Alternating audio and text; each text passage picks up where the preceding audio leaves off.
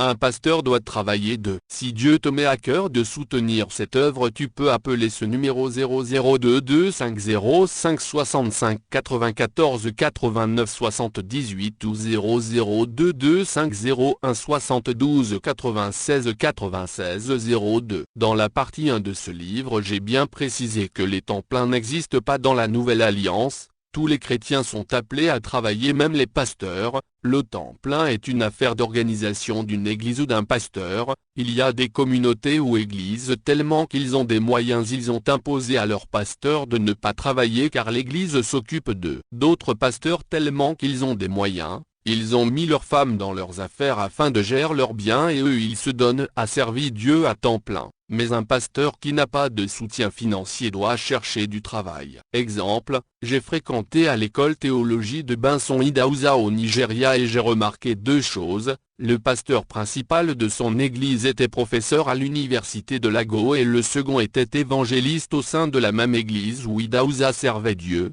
Lui il gérait les biens de Benson Idahosa sachant que Benson Idahosa lui-même était pasteur et faisait les affaires, et j'ai vu cela chez beaucoup de pasteurs anglophones. Ils ont beaucoup d'argent mais ce sont des hommes à faire après l'église. Notez bien que la femme de Benson Idahosa était commerçante et cela explique clairement. Je voulais vous faire savoir que le temps où nous sommes n'est pas le temps de bénédiction de l'église comme plusieurs faux pasteurs vous font croire dans leur prédication, car c'est le temps où l'église doit être persécutée, parce que l'Église s'apprête à aller au ciel. Avant que Israël devienne une nation en 1948, Israël a passé un moment noir de leur histoire en Europe. Hitler les a massacrés, ils les ont écrasés, humiliés et tués plusieurs parmi eux jusqu'à ce qu'il y ait eu une guerre mondiale, et c'est après cette guerre mondiale qu'on leur a donné leur territoire et ils sont devenus une nation. Cela explique aussi l'histoire de l'Église. On te fait croire que si tu donnes de l'argent tu seras béni. L'Église est à la porte de l'enlèvement et même Dieu sait que le temps où nous sommes est très compliqué pour les habitants de la terre et pour ses enfants. Mais c'est la prophétie et on n'y peut rien faire, cela doit s'accomplir.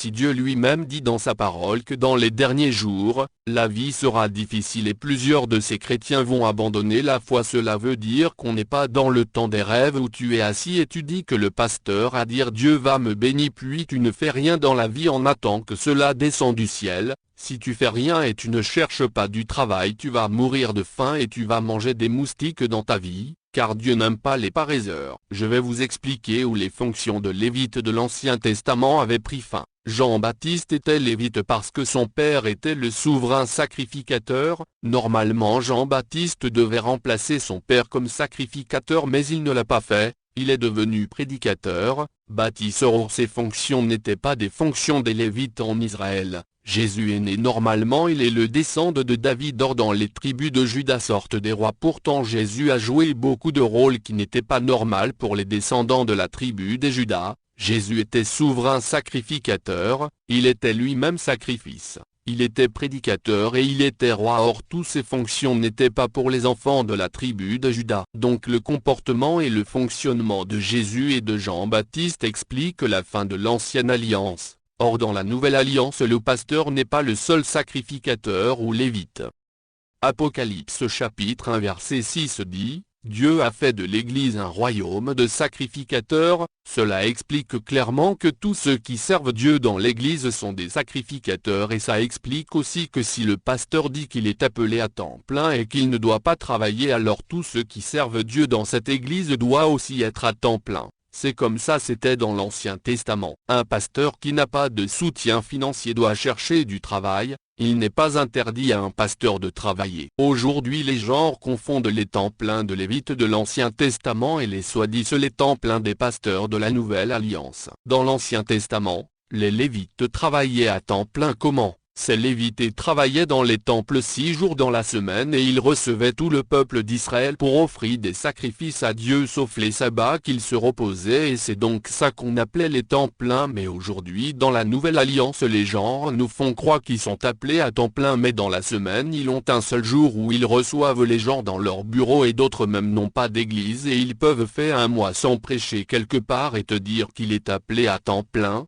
Or tu as tous le temps pour travailler. Et même si tu dis que Dieu t'a appelé à temps plein mais ta femme n'est pas appelée à temps plein ni à être pasteur, elle peut travailler car la femme n'est pas appelée à être pasteur comme on veut nous faire croire. Ne soyez pas comme des moustiques, on veut le tuer lui il croit qu'on l'acclame. C'est comme ça que Satan est en train de faire aux chrétiens car il leur empêche de travailler. Il te laisse prêcher mais il t'empêche d'aller chercher du travail car il sait que la galère fait la différence. Mais dire que les pasteurs ne doivent pas travailler cela est faux et la Bible ne l'a pas dit. Comme j'ai parlé dans la première partie de ce livre, il n'est pas interdit à un pasteur de travail ni à un chrétien. 1 Corinthiens 4 verset 12 Nous nous fatiguons à travailler de nos propres mains, injuries, nous bénissons, persécutés, nous supportons.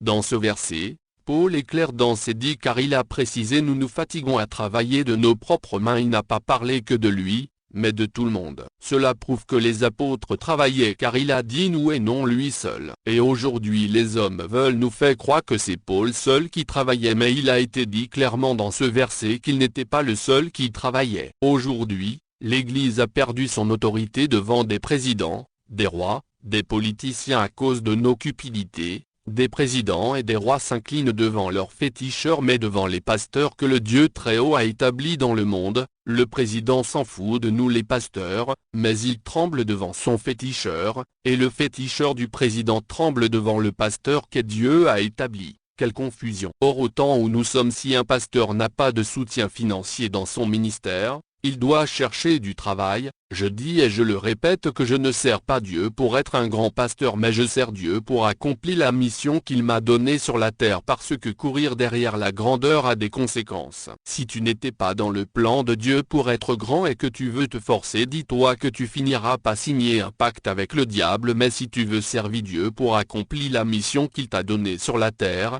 tu auras l'amour et la compassion des âmes. Si Dieu t'a appelé dans le ministère cela ne veut pas dire que ta femme aussi est appelée dans le ministère. Mais tu peux donner le fonds du commerce à ta femme pour qu'elle puisse gérer tes affaires. Il y a beaucoup de faux pasteurs qui croient que la dîme est l'argent qui rentre dans l'église et pour lui et ses amis et d'autres viennent surcher de l'église en nous faisant croire qu'il a de l'argent, des voitures, des immeubles et que Dieu leur a bénis. Or ce genre de faux pasteurs sont des voleurs et ils volent l'argent de l'église pour nous faire croire que c'est sa bénédiction. L'argent qui rentre dans l'église, la dîme, l'offrande ce sont les biens de toute l'église c'est-à-dire tous ceux qui ont des problèmes dans l'église ont droit à ça. Sauf les dons qu'on te donne main à main qui est pour toi. Comprenons bien que le pasteur n'est pas le seul sacrificateur dans l'église, tous ceux qui ont des activités dans l'église sont des sacrificateurs et c'est ça qui fait que plusieurs fainéants ont rempli des écoles des théologies pour ne pas chercher du travail. Aujourd'hui l'église a un sérieux problème car plusieurs chrétiens refusent de semer pour la construction d'une église au sein de leur communauté parce quand on cotise pour construire une église,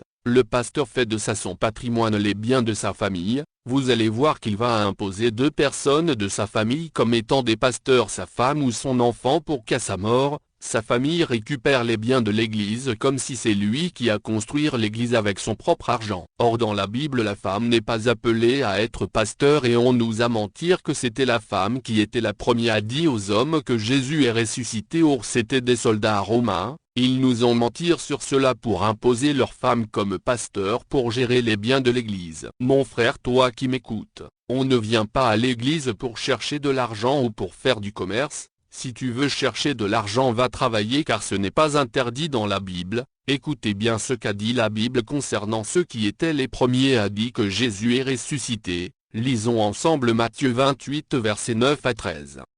Et voici, Jésus vint à leur rencontre, et dit, « Je vous salue. » Elles s'approchèrent pour saisir ses pieds et elles se prosternèrent devant lui. Alors Jésus leur dit, « Ne craignez pas, allez dire à mes frères de se rendre dire en Galilée, c'est là qu'ils me verront. » Pendant qu'elles étaient en chemin, quelques hommes de la garde entrèrent dans la ville, et annoncèrent aux principaux sacrificateurs tout ce qui était arrivé. Ceux-ci, après s'être assemblés avec les anciens et avoir tenu conseil, donnèrent aux soldats une forte somme d'argent, en disant, « Dites, ces disciples sont venus de nuit le dérober, pendant que nous dormions. » Répondez-moi quand vous lisez ce verset, dites-moi entre la femme qu'on disait c'est elle qui était la première à dire que Jésus est ressuscité et les soldats romains, qui était la première personne à annoncer aux hommes que Jésus est ressuscité, et ces soldats romains ou c'est la femme selon ce dont vous venez d'écouter dans la Bible parce que la femme était en route et les soldats romains sont rentrés dans la ville pour dire que Jésus est ressuscité. Cela veut dire que ce sont les soldats romains les païens qui étaient les premiers à dire que Jésus est ressuscité. Vous comprenez avec moi que quand un pasteur ou un chrétien refuse de travailler,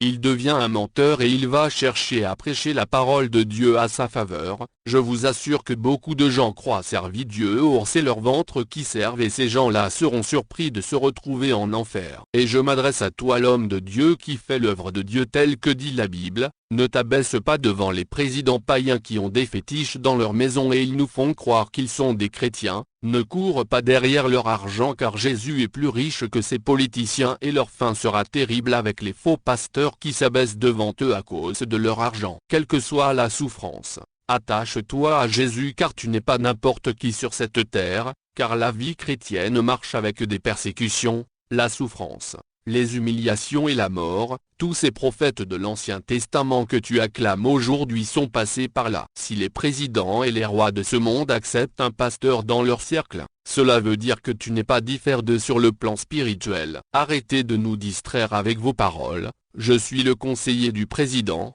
je vois le président. Aucun pasteur en Afrique ou dans le monde a dit qu'il est allé voir un président et ce président a accepté Jésus et a abandonné ses fétiches. Il n'y en a aucun. Je dis bien aucun. À tel point qu'on donne la chair où les pasteurs prêchent à des sataniques pour parler, parce qu'il est président ou politicien, parce que ces faux pasteurs savent qu'après le passage de ce satanique ils vont lui donner de l'argent. Mon frère, tu n'es pas différent de Judas pendant qu'il y a des vrais pasteurs établis par Dieu. Viens voir ces mêmes pasteurs pour demander si on peut le laisser prêcher sur cette chair. Ces pasteurs refusent. S'il vous plaît. Je ne dis pas que tous les politiciens sont des sataniques. Je voulais te dire une chose, servir Dieu est meilleur mais ne néglige pas le travail. Parce qu'aujourd'hui, pour que le fidèle respecte un pasteur il regarde d'abord si ce pasteur a de l'argent. J'ai vu en